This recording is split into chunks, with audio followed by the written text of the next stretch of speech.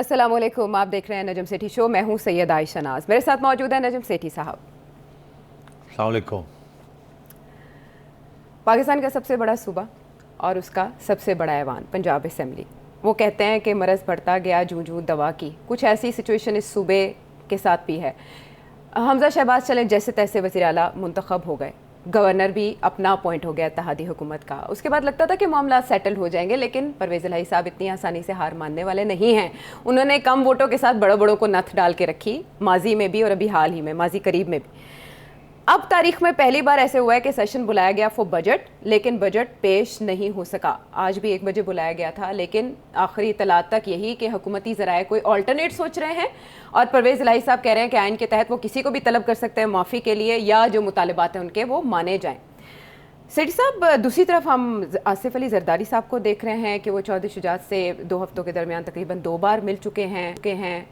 कोई ऐसी रिफ्ट्स हैं जिनको वो सॉल्व करने की कोशिश कर रहे हैं, या चौधरी शुजात के भी खिसकने का ख़तरा है, या ये जो सारे मामलात अभी तक अनसेटल्ड हैं उनको सेटल करने की कोशिश कर रहे हैं? ये चल क्या रहा है पंजाब में? नहीं, बिल्कुल ऐसे ही है कि सेटल करने की कोशिश कर रहे हैं। मसला ये है कि परवेज़ इलाही साहब और पीटीआई इस वक्त देख रहे हैं कि इस्टेब्लिशमेंट किस तरफ झुकेगी। सारा जो तवज्जो है ना इन लोगों की, वो इस्टेब्लिशमेंट की तरफ है। अच्छा, वो क्यों? क्योंकि इमरान खान ने तो वाज़े कर दिया है, वो तो ये कह रहे हैं ओपनली कि इस्टेब्लिशमेंट हमारा साथ दे, न्यूट्रलिटी को हम नहीं मानते जी। यहाँ सूरत हाल ये है कि जब तक ये बाई इलेक्शंस नहीं होंगे तो असेंबली का पूरा हाउस कंप्लीट नहीं होगा। अच्छा, ठीक। अब पहले तो मेजॉरिटी नून लीग और पीडीएम वालों के पास नहीं थी, मगर जब से इनके 20-25 लोग डिस्क्वालीफाई हो गए हैं और वो अगले 17 जुलाई से पहले जी। ये उनका पता नहीं चलेगा। अभी तो इसमें 1 माह से भी ज़्यादा अरसा है। 1 माह की भी ज़्यादा है। अब मसला ये आ गया कि बीच में चौधरी परवेज़ इलाही साहब, जिन्होंने आखिरी वक्त पे अपना मौक़िफ़ पलट लिया था, पहले इनके साथ खड़े हो रहे थे, फिर आखिरी वक्त पे वो अलग हो गए। अब उनके पास सूरत हाल ये है कि उनके पास चारा क्या है। या तो क्योंकि अब उन्होंने तो बहुत बड़ी बिट्रेयल की है एक किस्म की, इसके बाद उनके ऊपर कोई एतमाद तो नहीं करेगा ना पीडीएम से, तो इसलिए उनको अब पीटीआई के साथ ही खड़ा होना पड़ेगा। अच्छा, मगर अब सूरत हाल ये, क्योंकि वो स्पीकर हैं तो वो उनके असेंबली जो है उनके कंट्रोल में है जी। जो वो फैसला करेंगे आइन के मुताबिक वही प्रिवेल करेगा। कस्टोडियन ऑब्वियसली, कस्टोडियन वो अगर नहीं कॉल करते बजट सेशन तो आप कुछ नहीं कर सकते। एक ही सूरत हाल है आपका, आप इनको निकालेंगे इसी तरीके से। तो उन्होंने भी एक कोशिश एक दफ़ा ऐसे ही की थी कि इनको बाहर रखने की कोशिश की थी, और जो वोट ऑफ नो कॉन्फिडेंस जब उनके खिलाफ होने जा रहा था तो उन्होंने गुंडे बुला के और रुकवा दिया और हर किस्म की मसले खड़े कर दिए जी। तो आयशा, इसी किस्म की सूरत हाल चल रही है। ये जब तक ये सेशन कॉल नहीं करेंगे उस वक्त तक ये बजट का सेशन शुरू नहीं होगा। बजट के सेशन के अंदर जो मुझे पता चला है वो यही है कि जो हाउस के अंदर मेजॉरिटी अगर इनको मिल जाती है पीडीएम वालों को जी, जो कि इनको मिल जाएगी, तो ये बजट पास हो जाएगा। अच्छा। और अगर बजट सेशन कॉल ही नहीं होगा तो फिर बजट कैसे पास होगा? और फिर इस वक्त जो आई थिंक ये जो बात करने जा रहे थे वो ये कह रहे थे कि इस वक्त चौधरी साहब कोई थोड़ी सी कोई मुकमका कर लेते हैं, आप बजट हमें पेश करने दें। जब अच्छा। वक्त आएगा वोटिंग का तो फिर देख लेंगे आपके साथ क्या मुकमका होती है। अभी आप दरवाजे तो ना बंद कर दें, हमें बजट को पेश कर लेने दें। हम पेश करके उसके ऊपर जब बहस होगी तो फिर देखेंगे आगे जाके क्या होता है, किस स्टेज पे जाके ये पास होगा कि नहीं। मेरा ख्याल है पीडीएम का ये स्ट्रेटजी ये थी कि अभी पेश करते हैं, फिर 1 महीना इसको खींचते हैं, फिर जब बाई इलेक्शन हो जाएंगे हमें सीटें मिल जाएंगी और हम फिर उस स्टेज पे आके तो अगर ज़रूरत पड़ी तो स्पीकर की भी छुट्टी करा देंगे, मेजॉरिटी अगर मिल जाती है, और फिर हम बजट भी पास करा लेंगे। अच्छा, स्पीकर को पता है कि इनकी ये गेम है, उनको पता है कि अगर, और इस वक्त जो जिस तरीके से प्रेडिक्शंस आ रही हैं वो तो यही है कि वो जो बाई इलेक्शन जब होंगे तो नून लीग वाले ये जीतेंगे। वो कितनी सीट्स हैं? 20 सीट्स हैं, 20 में से 14-15 ये जीत जाएंगे। अगर ऐसे होता है तो इनको पंजाब असेंबली के अंदर अच्छी खासी स्ट्रेंथ मिल जाएगी, जिसके साथ ये बहुत कुछ कर सकते हैं। अच्छा, अब अगर ये परवेज़ इलाही साहब नहीं मानते और इस बजट सेशन जो है ये प्रेजेंट भी नहीं होता तो फिर एक किस्म की आईनी प्रॉब्लम बन रही है इनके लिए कि खर्चे कैसे होंगे, क्योंकि खर्चे तो बजट के बेसिस भी ऊपर होते हैं। बजट पास होगा तो खर्चे होंगे। तो ये जून का ही महीना है, कानून के मुताबिक जून के महीने में बजट पेश होना चाहिए, प्रेजेंट होना चाहिए और पास होना चाहिए। राइट। तो इसलिए ये इस किस्म के प्रॉब्लम्स आ रहे हैं। अब ये सोल्यूशन क्या है? सोल्यूशन ये है कि इन्होंने कोशिश की है चॉइस साहब को ये कहने की कि हम माफ़ी मंगवा दें। हम कुछ पहले तो ये था कि माफ़ी शाफ़ी कोई नहीं माननी, छोड़े बड़े, अब हो गया जो हो गया, हम केसेस विड्रॉ कर लेते हैं। ठीक है। जो चौधरी साहब के ऊपर केस हुआ ठीक है कि आपने ये किया, गुंडागर्दी करवाई, वो कि आप और सेक्रेटरी साहब के ऊपर, कि वो हम ख़त्म कर देते हैं। चौधरी साहब कहते हैं नहीं, वो तो होगा ही होगा। अब आईजी को भी बुलाएं और चीफ सेक्रेटरी को भी बुलाएं और आके माफ़ी मांगें। तो पहले ये था कि अच्छा चलो चेंबर में माफ़ी मांग लें या आ जाएं और आके अपना कहें जी हमारा ऑर्डर था, हमने ऑर्डर फॉलो किया। तो फिर चौधरी साहब जो है वो फैसला करें कि इन्होंने तौहीन की है या नहीं की, क्योंकि इनके पास पावर है स्पीकर के पास टू क्रिएट, वो सेमी जुडिशियल पावर्स होते हैं इनके पास जी। तौहीन करे असेंबली की, कोई भी ऑर्डर दे सकते हैं ऑर्डर इनके दे सकते हैं मुताबिक। उनके हाँ बारे जी, में। उन्हें इस्तेहकाम तो यहाँ आके आवाज़ पड़ गई है। अब चौधरी साहब और अग्रेसिव हो गए हैं। वो कह रहे हैं कि असेंबली के फ्लोर पे आके माफ़ी मांगे। लेकिन इससे इस सियासी खींचातानी में पुलिस का मोराल डाउन होगा। पुलिस क्यों रगड़ी जाए इसमें? तो मगर वो इसीलिए ना वो चाहते हैं कि आगे अगर कल को कोई इशू बनना है, अगर फिर कोई इशू बनना है between the PDM and PTI assembly के अंदर या असेंबली के बाहर, in the environments of the assembly, तो स्पीकर कम से कम भी आईजी और चीफ सेक्रेटरी को तो डरा के धमकी दगा के रखे ना। बिकॉज पहले एक दफ़ा हो चुका है ना कि स्पीकर के खिलाफ कार्रवाई हुई है, तो वो अपने आप को प्रोटेक्ट करने के लिए और आगे सोच रहे हैं कि इनको टाइट करके रखा जाए। ठीक है। तो अब मेरा ख्याल है कि वहाँ से आज मैंने राना मशहूद की बात सुन रहा था आयशा, वो कह रहे थे सवाल ही पैदा नहीं होता कि आईजी आए और आके माफ़ी मांगे। दे वर फॉलोइंग ऑर्डर्स, वो क्यों माफ़ी मांगे? अगर हमने कोई बात करनी है तो हम आपसे बात करते हैं, हम केसेस विड्रॉ कर लेते हैं, हम छोड़े इस बात को। मेरा ये ख्याल है कि ये यहाँ सेटल नहीं होगा। तो कहाँ सेटल होगा फिर? ये सेटल कहाँ होगा? कहाँ होगा? ये सेटल होगा चौधरी शुजात के पास और आसिफ जरदारी साहब के पास। अच्छा। अभी जो हमें बात सुनने में आ रही है कि जरदारी साहब चौधरी साहब को समझाने की कोशिश कर रहे हैं कि आप परवेज़ को समझाएं। अच्छा, आपने कहा था कि वापसी का रास्ता है। मैं समझता हूँ अभी भी रास्ता इस्लामाबाद में है, पंजाब का। पंजाब में रास्ता जो है नहीं है, इस्लामाबाद में रास्ता है। अच्छा। और वो रास्ता जो है वो शुजात ही रास्ता निकालेंगे और वो जरदारी साहब के ज़रिए निकालेंगे। शुजात बात करेगा परवेज़ से, जाहिर है, और जरदारी साहब बात करेंगे किससे?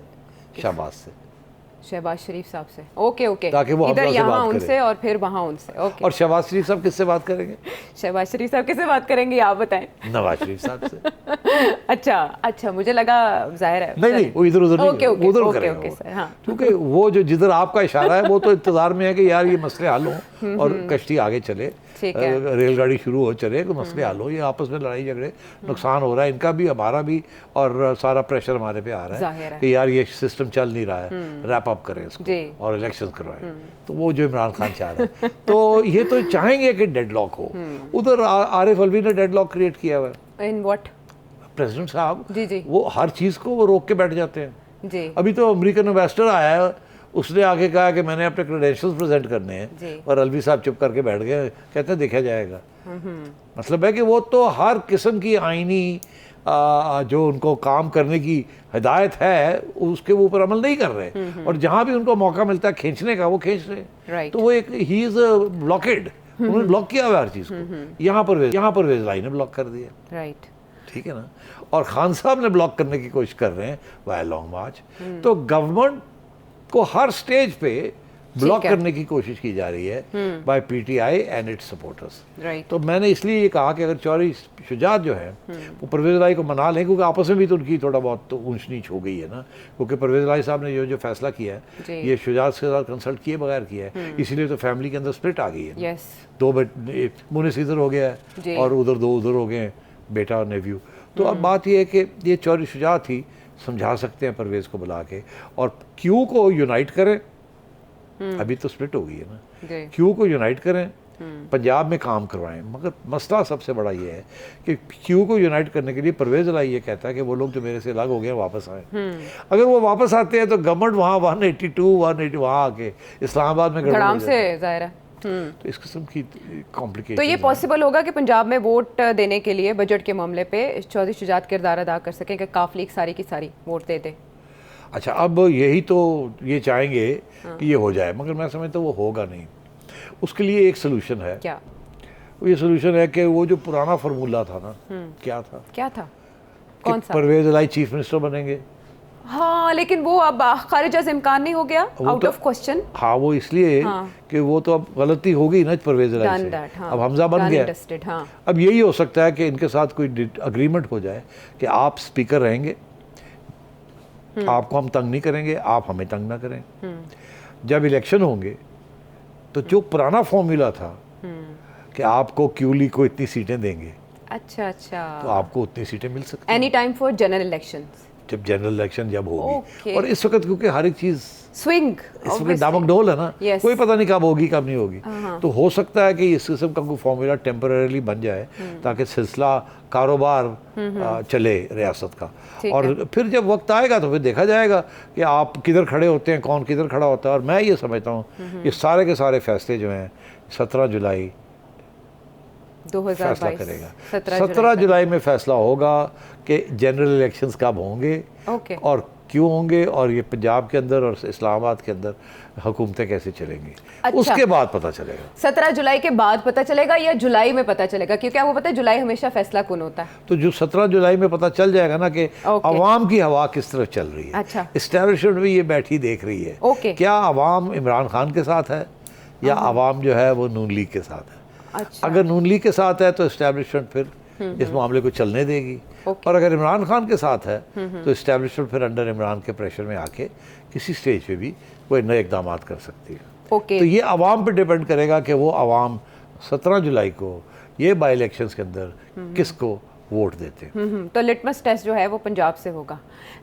इस सिचुएशन में गवर्नर कोई रोल प्ले कर सकता है या आइन में कोई ऐसी गुंजाइश मौजूद है कि स्पीकर के बजाय डेप्यूटी स्पीकर प्रिजाइड कर ले सेशन? अगर तो स्पीकर को किसी तरीके से ये आउस्ट कर देते हैं। उनके खिलाफ तहरीक अदम एतमाद तो मौजूद थी, एक बार खारिज हुई, दोबारा जमा कराई गई, उसका कोई स्टेटस मुझे भी खुद नहीं समझ आ रही कि उसका स्टेटस है क्या।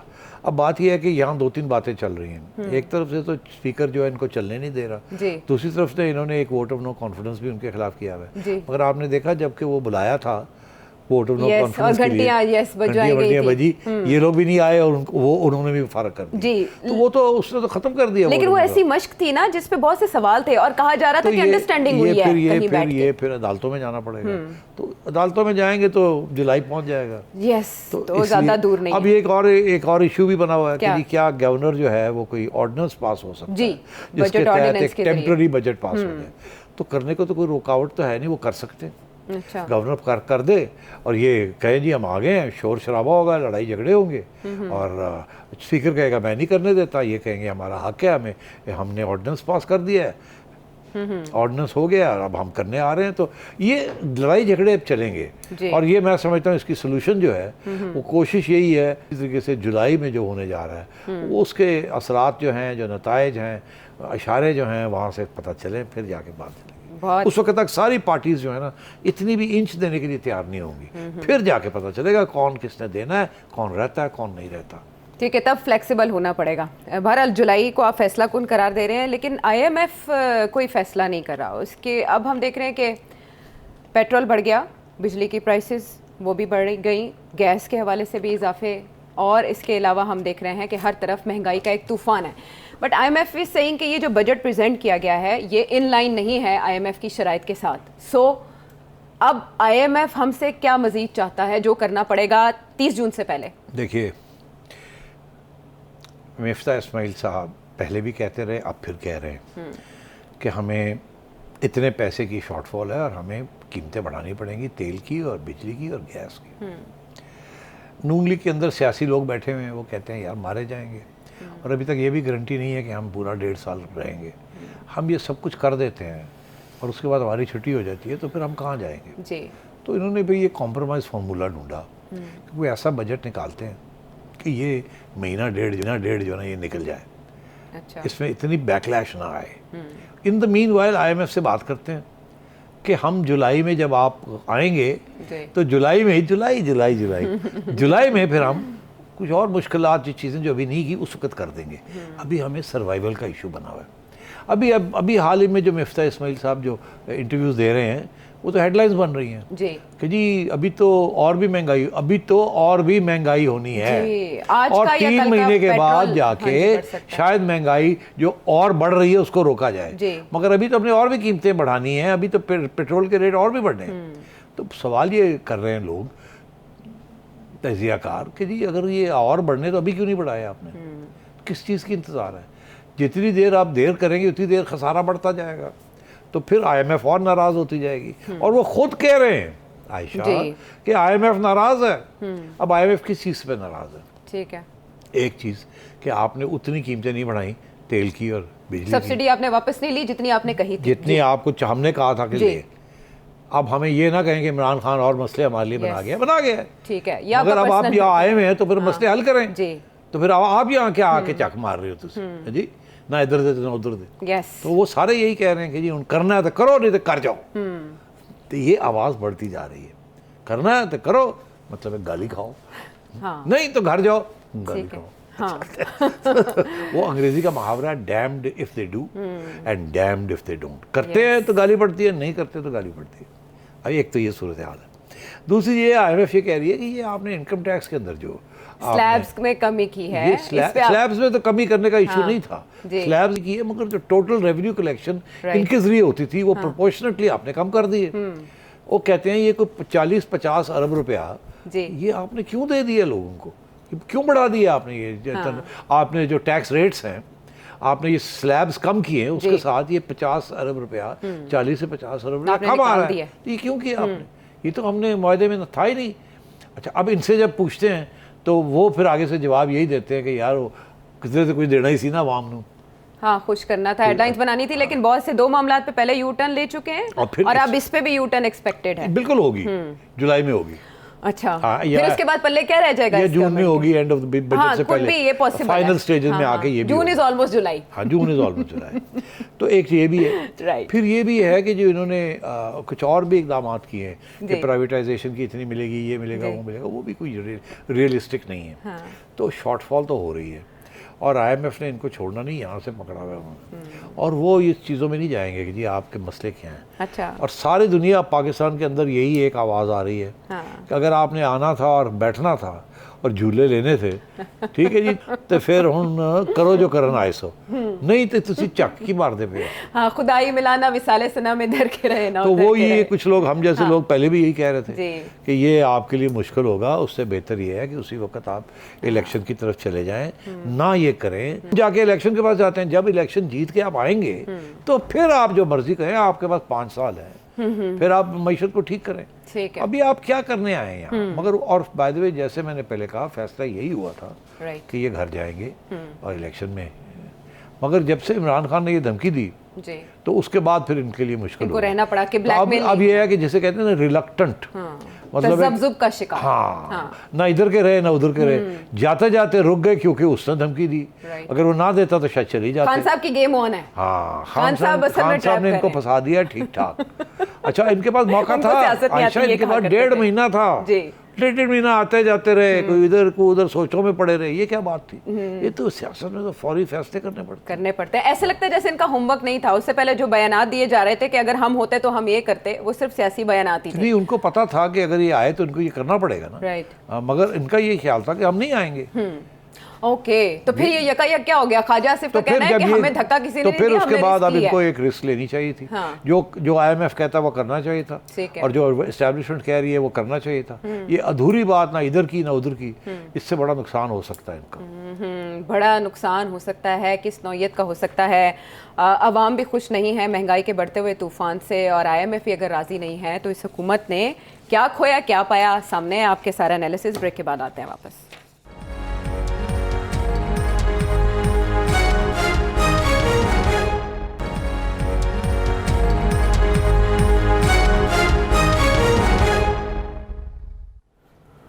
शो में एक बार फिर खुश आमदेद। IMF ही के जब मामला डिस्कस हो रहे हैं सिटी साहब, तो चाइना के साथ जितने कॉन्ट्रैक्ट्स हैं पाकिस्तान के, IMF उसको पहले भी देखना चाहता था, अब भी उसको देखना चाहता है। कुछ रिजर्वेशंस है IMF की इसके ऊपर, लेकिन चाइना इनकारी है। दूसरी तरफ चाइना से हमें इमदाद मिलने की भी उम्मीद है, हामी भर ली गई है।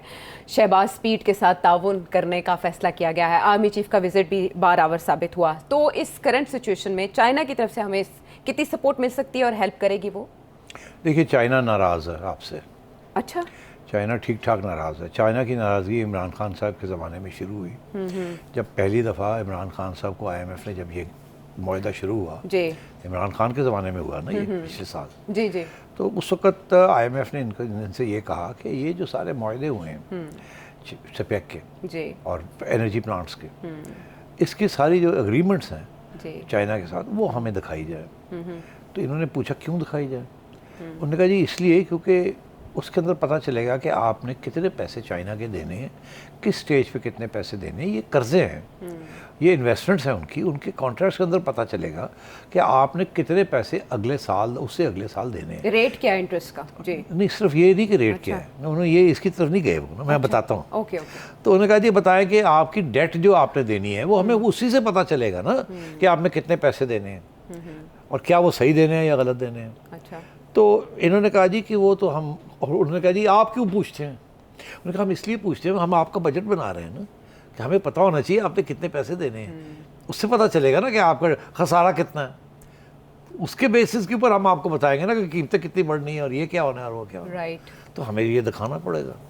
अच्छा उसके पीछे IMF की एक सियासत थी जो कि स्टेट डिपार्टमेंट की तरफ से उनके ऊपर प्रेशर था, क्योंकि वो अमेरिका सारा खिलाफ है चाइना के, और वो चाह रहा है कि चाइना अपनी फॉरेन इन्वेस्टमेंट्स के ज़रिए मुल्कों के अंदर असर रसूख अपना ना बढ़ाए, क्योंकि अमेरिका का उनके साथ एक कंपटीशन चल रही है। जी इसी तरीके के साथ उन्होंने, अमेरिका ने श्रीलंका के ऊपर भी प्रेशर डाला, और उन्होंने अफ्रीकन कंट्रीज़ के अंदर भी प्रेशर डाला हुआ है जिन्होंने चाइना के साथ ये मुआहदे किए हैं, और पाकिस्तान के ऊपर भी ये प्रेशर है कि आप चाइना के साथ क्यों ये कर रहे हैं, और अगर कर रहे हैं तो हमारे लिए प्रॉब्लम ये है कि IMF कह रहा है कि हमें दिखाएं, अगर अमेरिका कहता हमें कि दिखाएं तो हम कहते हैं आप कौन होते हैं पूछने वाले, हम तो एक सॉवरन कंट्री हैं। अब आप क्योंकि भीख मांग रहे हैं IMF से, तो वो तो कहता है फिर हमें दिखाएं। ज़ाहिर उन्होंने अपने पैसे वापस लेने हैं तो वो हक बजानिब है कि अच्छा, आपसे तो वो ऐसे कहते मुतालबा हैं जी करें। हमें पता है आपने किस किस के पैसे देने हैं, हमें ये बताइए चाइना के कितने देने हैं आपने, और वो कॉन्ट्रैक्ट से हमें पता चलेगा कि आप सही कैलकुलेट कर भी रहे हैं कि नहीं कर रहे। राइट तो इन्होंने ये कहा कि अच्छा जी हम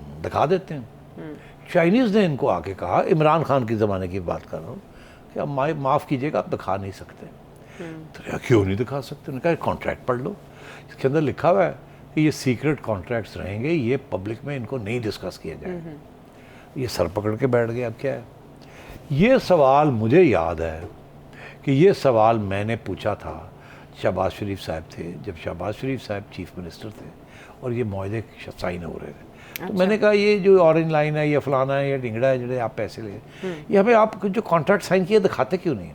तो उन्होंने कहा था कि हमारी वन ऑफ द कंडीशन, हमें ये लोन मिले थे, ये इन्वेस्टमेंट्स आई थी, वो यही थी कि चाइना ने कहा था ये हमारे स्ट्रेटेजिक इंटरेस्ट में हम दे रहे हैं आपको, हम आपको बड़े अच्छे टर्म्स दे रहे हैं, मगर हम ये नहीं चाहते कि हमारी ये टर्म्स दुनिया को पता चले, फिर कल को हमें और मुल्कों को भी यही देनी पड़ेगी। राइट इसलिए हम इसको कॉन्फिडेंशियल रखना चाह रहे हैं। ओके तो हमने कहा अच्छा हाँ, बट ये तो फिर बात सेंस है कि अगर उनके जो सीक्रेट अंडरस्टैंडिंग है, रेट अगर आपको अच्छे मिले हैं तो ये फिर नहीं बताना चाहिए किसी को। वो नहीं चाहेंगे कि श्रीलंका वाले भी कहें जी हमें जो पाकिस्तान पे रेट दिया दें, यूरोप में भी इन्वेस्टमेंट हो रही है वहाँ भी दें, तो इसलिए इनको फिर कॉन्फिडेंशियल रखा गया। ओके दरअसल अब जाके ये शक पड़ रहा है कि शायद वो कम नहीं थे, वो ज़्यादा थे, ओके इसलिए वो डिस्क्लोज नहीं किए गए। अब IMF भी यही इल्ज़ाम आप पे इनडायरेक्टली लगा रहा है कि आपने जो कर्जे लिए हैं और जो रेट्स दिए हैं आपने चाइना को, वो आपने थोड़े ज़्यादा ही दे दिए हैं कि चक्कर है। तो ये सारे इश्यूज बने हुए हैं। तो ऐसे करने वाले तो फिर जिम्मेदार ठहराए तो जाएंगे वो ना? ये है कि क्योंकि वो confidential state to state agreements थी, उनको वायलेट नहीं किया जा सकता।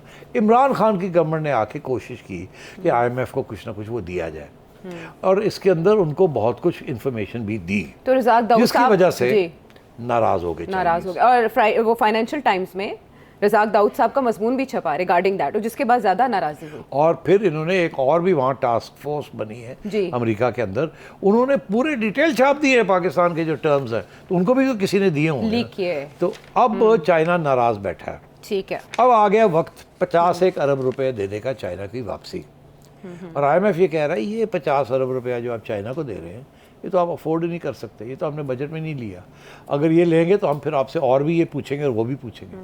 अब आपके ऊपर प्रेशर आ गया IMF की तरफ कि ये पैसे जो हैं चाइना को पहले नहीं देने, आपने फलाने के देने, फलाने के देने, हमारे भी देने, पहले वो दें फिर आप चाइना को दें।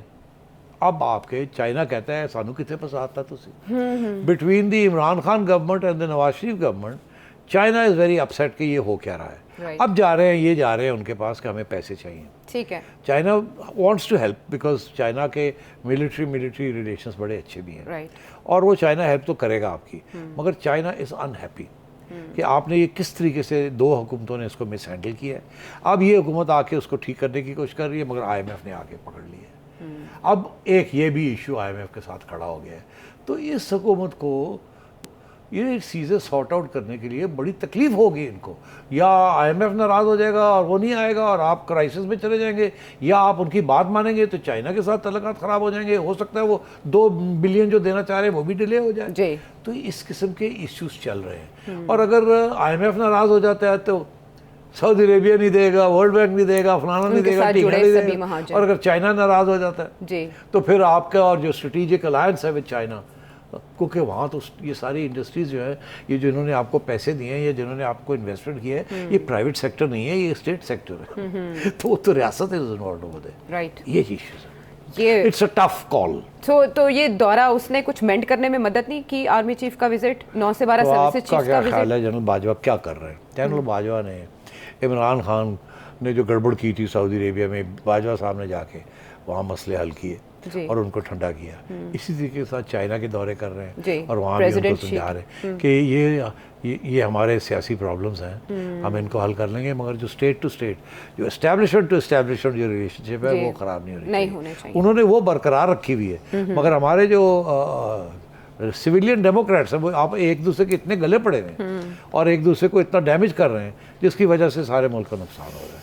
नुकसान हो रहा है, तो पॉलिटिकल स्टेबिलिटी सबसे पहले आनी चाहिए। और ये स्टेबिलिटी उस वक्त से इंस्टेबिलिटी शुरू हुई है जब से इस्टेब्लिशमेंट ने एक मुंतखब हुकूमत को निकाला। और इसी बात से एग्री कर रहे हैं इमरान खान साहब, वो कह रहे वो हैं मुंतखब हुकूमत नहीं थी, हाँ, मुंतखब हुकूमत थी नवाज शरीफ की, जो कि genuinely free and fair election में आए थे। इमरान खान साहब की हुकूमत को एस्टेब्लिशमेंट ने नहीं अच्छा, निकाला। 2013 की बात कर उनको रहे हैं ना, उन्होंने हाँ, नहीं निकाला, उनको एक पार्लियामेंट के एक प्रोसीजर के जरिए निकाला गया। हाँ, लेकिन वो अब ये उनको बात मान अदालतों के रहे जरिए हैं, नहीं निकाला। राइट, वो अब ये बात मान रहे हैं ना इमरान खान साहब, अब वो इस बात का एतराफ़ कर रहे हैं कि तो अब वो नई बात कर रहे हैं। जी, एस्टेब्लिशमेंट का सियासी किरदार नहीं होना चाहिए, इससे प्रॉब्लम क्रिएट होती है।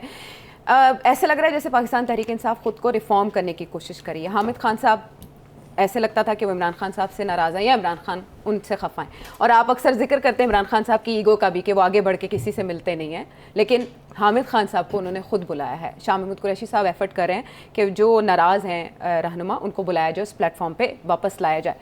आपको लगता है कि पाकिस्तान तहरीक इंसाफ एक नए ढब में ढल जाएगी और चेंज हो जाएगी? इसका मतलब है फौजिया कसूरी साहिबा भी वापस आएंगी, अकबर एस बाबर साहब भी वापस आ सकते हैं, जस्टिस रिटायर्ड वजूद्दीन भी आ सकते हैं। वापस आएंगे लोग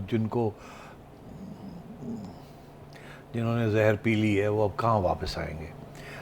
ये खान साहब हाथ पैर मार रहे हैं। जब इमरान खान की छुट्टी होने लगी थी, मेरे ख्याल 8, 9, 10 अप्रैल को, 10 अप्रैल, हाँ जी, तो खान साहब ने क्या पैगाम भिजवाया था जरदारी साहब को एक बिजनेस टाइकून के जरिए? क्या कि पैचअप कर लें, पैचअप कर जी, एनआरओ मांगने की कोशिश की थी, आखिरी स्टेज पे उन्होंने जी, सारी बातें जो पहले कही थी, मैं नहीं मानता, मैं नहीं जानता, मैं ना रिजाइन करूंगा, ना वोट ऑफ नो कॉन्फिडेंस होने दूंगा, मैं नहीं जाऊंगा, आखिरी वक्त आके 180 डिग्री टर्न ले लिया। तो अब खान साहब उनकी तारीख में अगर आप एक पूरा प्रोग्राम करें कि उन्होंने कितने यू टर्न्स लिए हैं, तो मेरा ख्याल है एक ऐसा रिकॉर्ड आएगा कि आपको समझ आएगी कि सबसे ज़्यादा मौका परस्त सियासतदान इमरान खान है, जिनके कोई असूल नहीं है, कोई असूल नहीं है। ये इसका तो देखिए ना, ये कहने से नहीं ये बात मानी जाती, ये आप फैक्ट्स दिखाएंगे। मैं आप कहें तो पूरा प्रोग्राम कर दूंगा कि उन्होंने कितनी यू टर्न्स लिए हैं, और हर दफ़ा एक बात करते हैं फिर उसके बरक्स बात करते हैं, और दोनों उसी जज्बे के साथ, और ऐसे लगता है कि कमाल हो गया यार, बंदा अगर भूल जाए ना वो पहले क्या कहा है। तो इसलिए खान साहब की ये एक खसूसियत है और काबिलियत भी है कि वो जिस तरीके से झूठ बोलते हैं, वो आम आवाम बेचारी वो अच्छा, अब सियासतदान सारे झूठ बोलते हैं। मैं यही कहने वाली थी कि कौन है इसमें जो जरा मुख्तलिफ है, मेरा ख्याल हर कोई यूटर्न अगर लेता मुझे है, लेकिन नंबर अंदाज देने पड़े तो मुख्तलिफ है। खान साहब को सबसे ज़्यादा नंबर आप ज़्यादा नंबर दें। मगर ज़ाहिर है सारे वो झूठ बोलते हैं। अब आइए अब कि खान साहब ने हामिद खान साहब से भी कुछ बातें की, जी, बड़ी इंटरेस्टिंग बातें की, और वो भी डिस्कस कर लेते हैं। जी, यही तो आपके सवाल में मेरा जवाब यही है कि हाँ। कोई इनके पास वापस नहीं जाएगा, और खान साहब अपनी वही पुरानी सियासत, धमकियों की और जिस किस्म की वो सियासत करते हैं वही करेंगे। ये ये मेरा नहीं ख्याल कि कोई इनके पास वापस जाएगा। अच्छा, तो वो जो गलतियाँ जिन्हें मानते हैं, जैसे काजी फायजीसा के मामले पे उन्हें गुमराह किया गया और अलीम ख़ान और जहांगीर तरीन साहब को वो पहचान नहीं सके, इन गलतियों का ज़ाला इमरान खान साहब करना चाहते हैं, ये हो पाएगा? क्या इमरान खान साहब को वाकई गुमराह किया गया, ये उनकी पर्सनल चॉइस नहीं थी? इमरान खान को कोई नहीं गुमराह कर सकता। इमरान खान लोगों को गुमराह करते हैं। उन्होंने इस्टेब्लिशमेंट को भी गुमराह करने की कोशिश की, मगर वहाँ इस्टेब्लिशमेंट जो थी वो तकड़ी थी, तो आखिर में वही शायद कामयाब हो गई। अच्छा। कुछ 4 साल तो काफ़ी उनको खान साहब ने नचाया है, इसमें तो कोई शक ही नहीं है ना। He was the only कोई choice. छोटी बात है इस्टेब्लिशमेंट को नचाना। वाह, मैं सलूट करता हूँ खान साहब। क्या पता मुस्तकबिल में भी दोबारा ये मौका मिले। बिल्कुल मुमकिन है, मुमकिन है। और कुछ कुछ ऐसे हालात भी हैं। हम वापस आएंगे ब्रेक के से, हम मामला अभी बाकी हैं।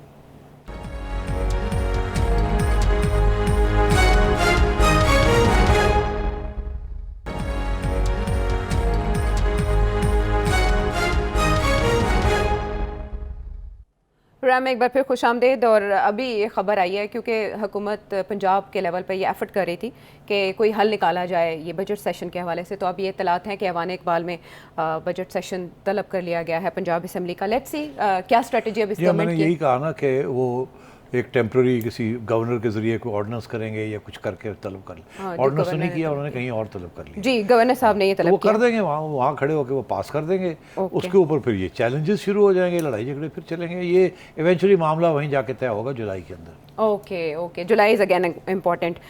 जो एक और बड़ी खबर आज की, DGI-SPR की जानिब से एक निजी चैनल को इंटरव्यू दिया गया, बातचीत की गई। उसमें उन्होंने 3-4 मोटी मोटी जो बातें की हैं वो ये कि एक बार फिर उन्होंने साजिश या मुदाखलत का जो तासुर था जो कि PTI का बयानिया उसे रद्द कर दिया, और उनका ये कहना था कि हमने सब कुछ तफसीली तौर पे देखा है। फिर डिफेंस बजट के हवाले से बात हुई तो उनका कहना था कि बजट जब भी आता है डिफेंस बजट पर बहस शुरू हो जाती है, लेकिन 2020 के बाद से हमने इजाफा इसमें नहीं लिया।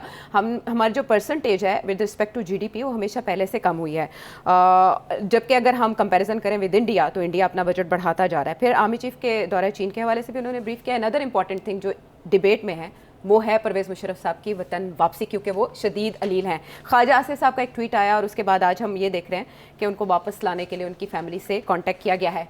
क्या ख्याल है आपका इन बातों के बारे में? देखिए 3-4 बातें कही ना उन्होंने। पहली बात तो ये है कि उन्होंने एक चैनल को इंटरव्यू दिया है जी। ये भी बड़ी इंटरेस्टिंग बात है कि एक नॉर्मली तो वो सबको बुलाते हैं और वहाँ सवाल जवाब होते हैं। इसका ये मतलब है ये काफ़ी सैनिटाइज किस्म की इंटरव्यू थी। पहले फैसला हो गया होगा कि ये सवाल है और ये जवाब है और फुल स्टॉप। तो ये ठीक है, हक है उनका कि वो अपना मौक़िफ़ एक पेश करें और ज़्यादा कंट्रोवर्सी में ना जाएं।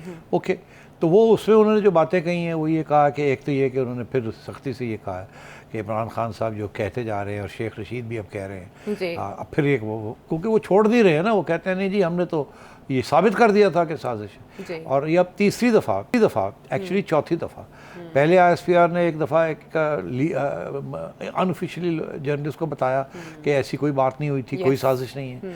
फिर उसके बाद ऑफिशियली एक प्रेस कॉन्फ्रेंस हुई जिसमें उन्होंने फिर इसको डिनाई किया।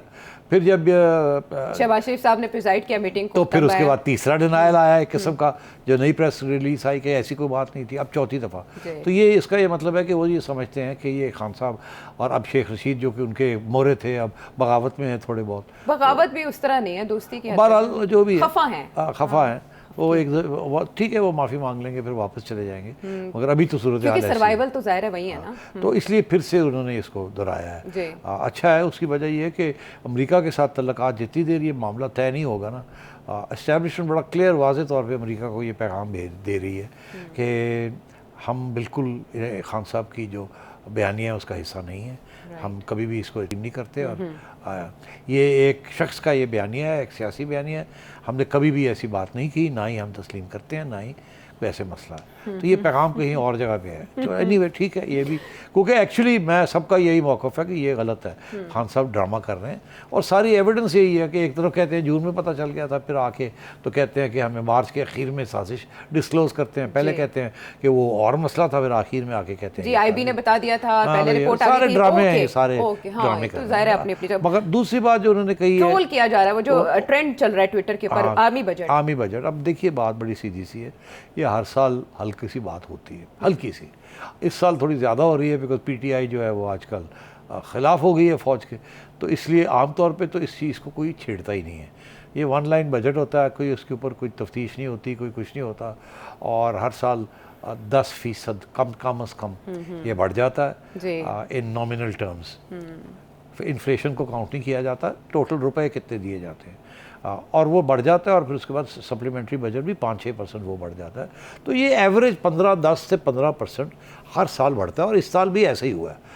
अब क्योंकि ये पीटीआई ने अटैक किया, तो अब फिर फौज वालों को ये वो कोशिश की जा रही है किसी तरीके से समझाया जाए कि नहीं नहीं, हमने तो कम लिया है, रियल टर्म्स से कम लिया है। कोई कहता है डॉलर टर्म्स में बहुत कम हो गया हमारा। अरे भाई, डॉलर जो 200 रुपये का हो गया, तो क्या आपको तो रुपए में पैसे मिलते हैं, डॉलर में तो नहीं मिलते। तो ये सारे मतलब डिबेट को थोड़ा सा डाइल्यूट करने के लिए, अपने आप को डिफेंड करने के लिए ये सारी बातें हो रही ये हैं। हेल्दी डिबेट समझते हैं आप फॉर पाकिस्तान? डिबेट तो बड़ी हेल्दी है, मगर जो माहौल है जिसके अंदर ये हो रही है वो इतना हेल्दी नहीं है। अच्छा, और ये अगर डिबेट हेल्दी हो तो ये पार्लियामेंट में हो और वहाँ डिफेंड किया जाए और डिटेल्स दिए जाएं। छोड़ दें इस चीज़ को, तो वो उनको जितना चाहिए उनको मिल गया, अल्लाह खैर से। हाँ, इससे ज़्यादा वो जाहिर है कि आप जिसको जितना देंगे वो कहेंगे कम है। और ये पहली दफ़ा पीटीआई अटैक कर रही है। नून लीग में तो इतनी हिम्मत ही नहीं थी कि वो उनसे कुछ कहें। ये पीटीआई वाले आ गए, इन्होंने जो बनाए हैं, इन्होंने जो परवरिश दी है इनको, है नहीं, वो आके उन गले पे आ गए। आप फ्रैंकेनस्टाइन ना बने। फ्रैंकेनस्टाइन ने एक मॉन्स्टर बना लिया था, अब आपने ये जो मॉन्स्टर बनाया है इसको क्या कैसे कंट्रोल करेंगे? ये तो आपके गले को आ रहा है। हाँ जी। और ये बेचारे नून लीगी है, ये तो बेचारे हैं। हाँ, इनकी बेचारगी तो जो आप कहते हैं वो मानते हैं। इनकी बेचारगी का अंदाजा एक और बात से हो रहा है सेठी साहब, परवेज़ मुशर्रफ साहब का मुस्लिम लीग नून के साथ जो भी मामला रहा माजी में, मुस्लिम लीग नून को उसकी वजह से बहुत मुशक्क़त उठाना पड़ी, लेकिन अब मुशर्रफ साहब अलील हैं और उनकी जो बीमारी है वो भी बड़ी पेचीदा नौइयत की है। ख्वाजा आसिफ साहब ने एक ट्वीट किया कि उन्हें वतन वापस आने का हक़ देना चाहिए और अपने मुल्क में आखिरी अयाम या जो ज़िंदगी के हैं आखिरी उम्र वो यहाँ गुजारें। मीनवाइल आज DGISPR ने भी ये कह दिया कि उनकी फ़ैमिली के साथ कांटेक्ट किया गया है। आप क्या समझते हैं? नवाज़ शरीफ साहब के बारे में अचानक खबर आती है कि डॉक्टर्स ने उन्हें सफ़र से मना कर दिया। परवेज़ मुशर्रफ साहब जिनके बारे में एक कोर्ट का फ़ैसला मौजूद है, बाद में लाहौर हाई कोर्ट ने चलें यही कहा कि वो अनकॉन्स्टिट्यूशनल था उसका क़याम खुसूसी अदालत का। तो ये दोनों सिचुएशंस और मुस्लिम लीग नून की सियासत। देखिए, मुशर्रफ भी एब्सकॉन्डर है, मियाँ साहब को के ऊपर एब्सकॉन्डर करना होगा जी। मुशर्रफ साहब ने बड़ी ज़्यादती की थी इस मुल्क के साथ और नवाज शरीफ के साथ खसूसन जी। तो बड़ी मुख्तसर कहानी है ये कि कू किया। कू तो वैसे गैर आईनी है। एक मुंतखब हुकूमत को निकाला जिसने आपको कारगिल के शिकस्त से बचाया और आपने उनको निकाल दिया। चलें, पहली ज़्यादती। फिर जिस तरीके से साथ नवाज शरीफ साहब के ऊपर केस किया, जिस तरीके के साथ सज़ाए मौत सुनाई, जिस तरीके के साथ उसके बाद उनको पकड़ के रस्सियों से बांध के मुंह में पट्टियाँ डाल के और उनको सऊदी अरेबिया भेज दिया गया, जिस तरीके के साथ उनको इजाज़त नहीं दी कि अपने वालिद को आके वो दफनाएँ यहाँ, एंड सो ऑन। अखलाकी तौर पर मुशर्रफ ने सियासी और अखलाकी तौर पर अच्छा नहीं किया, बुरा किया है नवाज शरीफ साहब के साथ। अच्छा, इसमें तो अब ये तो तारीख़ का हिस्सा है। अब सूरत हाल ये है कि मुशर्रफ साहब भी एब्सकॉन्डर हैं, बीमार हैं और अल्लाह को प्यारे होने वाले हैं और उनकी फैमिली चाहती है कि उनको यहाँ लाया जाए, तो गवर्नमेंट एयर एम्बुलेंस का बंदोबस्त करेगी। अच्छा, तो अब बात यह है कि अगर वो फैमिली लाना चाहती है और वो ख़ुद आना चाहते हैं, क्योंकि वो ख़ुद एब्सकॉन्डर है, तो एब्सकॉन्डर वापस आना चाहते तो आ जाए, तो कानून फिर फेस करना पड़ेगा। बट आर्मी लीडरशिप वांट्स कि परवेज़ मुशर्रफ वापस आए। नहीं, इट डजंट मैटर ना, वो चाहें या ना चाहें, उनको निकाल दें बीच में से। अगर परवेज़ मुशर्रफ चाहते हैं कि वापस आएँ इस हालत में, तो आ जाएं, उनको हुकूमत नहीं रोक सकती। वो आएंगे, वो गिरफ़्तार हो जाएंगे, कागज़ के ऊपर गिरफ़्तारी होगी, होना चाहिए, और उसके बाद उनको अस्पताल तब्दील कर देना चाहिए और हस्पताल को सब जेल करार दे देना चाहिए। सीधी सी बात है। और अगर वो तो कानूनी तौर पे तो कोई रुकावट नहीं है उनको वापस आने की। अखलाकी तौर पे देखना ये है कि क्या ये हुकूमत जो नवाज शरीफ साहब की हुकूमत है, क्या ये हुकूमत भी उनके साथ वही रवैया इख्तियार करेगी अखलाकी तौर पे, उस किस्म की तकलीफ़ देगी ज़ाती तौर पे जो कि मुशर्रफ ने नवाज शरीफ साहब को ज़ाती तौर पे, उनके सारे ख़ानदान को इंक्लूडिंग शहबाज शरीफ दी थी कि नहीं। तो मेरा ख्याल है इंसानियत का तकाजा ये है कि ऐसे ना हो, नहीं किया जाए। ना किया जाए। अगर मुशर्रफ ने कोई ज़्यादतियाँ की थी तो अल्लाह ताला हिसाब ले लेगा उनका। कोई ज़रूरत नहीं, आपको इस वक्त इंसानियत दिखानी चाहिए। राइट। और मैं समझता हूँ कि नवाज शरीफ साहब के अंदर और नून लीग के अंदर ये एक ट्रेडिशनल जो उनकी जो एक रवैया है ना, वो बड़ी इंसानियत की तरफ झुकता है। तो मैं ये समझता हूँ कि वो अगर आएंगे तो उनका फैसला है, अगर वहाँ से उनको अस्पताल या जेल लेके जाना है वो कानून का वेरी राइट है। Got it. और इसलिए उनको वापस आना चाहिए अगर आना चाहते हैं, और वो अपने घर में आए, उनको सब जेल बना दिया जाए, उनको वहाँ गिरफ्तार करके रखा जाए, फिर देखा जाएगा आगे क्या होता है क्या नहीं होता। इससे पहले भी जब परवेज़ मुशर्रफ साहब को तलब किया गया था और चौधरी इंसार उनके साथ मौजूद थे, तो हमने देखा कि सिचुएशन क्या बनी। बहरहाल अब क्या सिचुएशन है, उसका कानूनी पहलू क्या है और अखलाकी या इंसानी पहलू क्या है, वो भी आपने जाना। कुछ मज़ीद जानना चाहें तो वीडियो मैसेज के जरिए पूछिए। अगले प्रोग्राम तक के लिए इजाज़त दीजिए।